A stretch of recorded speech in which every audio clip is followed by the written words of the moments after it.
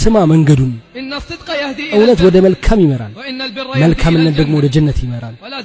የሰውየው እውነት ከመናገር አይወገድም እውነትን ከማፈላለግ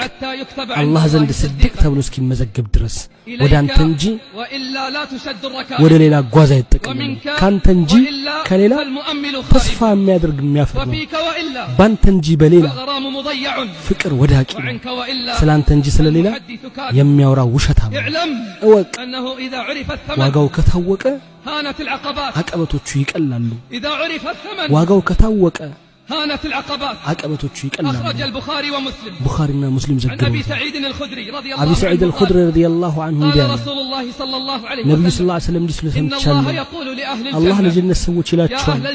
የጀነት ሰዎች ሆይ ይላሉ አቤት ጌታችን ሆይ አቤት ለነሱ ይላቸዋል فيقول لهم هل رضيتم ኑሯችሁን ወደዳችሁትን فيقولون وما لنا لا نرضى እንዴት ነው ማን ወደው ጌታችን ከፍጥረትህ ሁሉ ለማንም ያልሰጠው ለኛ ሰተስታበቅ ይላል انا اعطيكم افضل من እኔ ከዚህ የበለጠ ሰጣችኋለሁ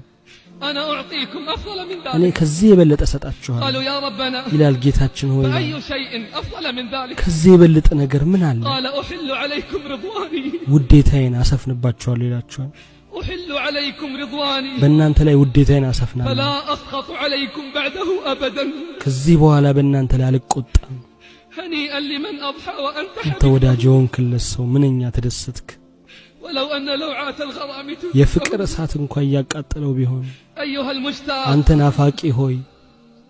ايها المشتاق للقاء አንተ በጸጋው ጀነት ውስጥ ለመገናኘት የናፈቅክ ليكن بيتك الخلوة ብቸኝነት ሊሆን وطعامك الجوع ምግብህ ረሃብ وحديثك ወሬ المناجاة ከአላህ ጋር ሽክሽክታ فإما أن تموت ወይም بدارك በዚህ ያለ ትሞታለህ وإما أن تصل إلى አሊያ دارك መድኃኒትን ታገኛለህ